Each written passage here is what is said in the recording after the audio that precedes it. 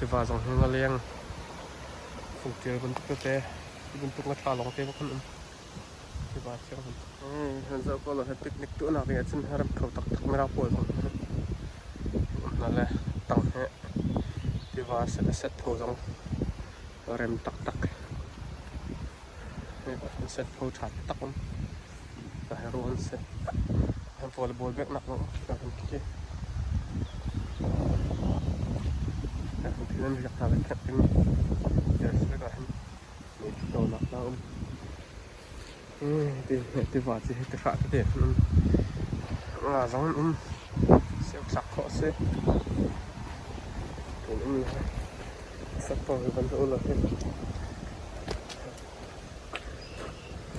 thì vào dọc hệ cả hình như vẫn chỉnh lâu phong tầm phong sẽ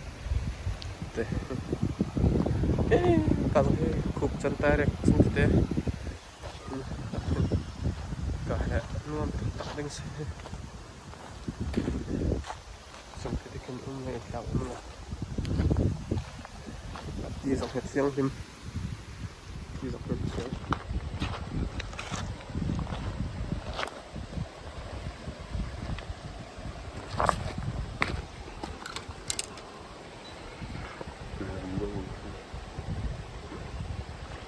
muam tak tak terus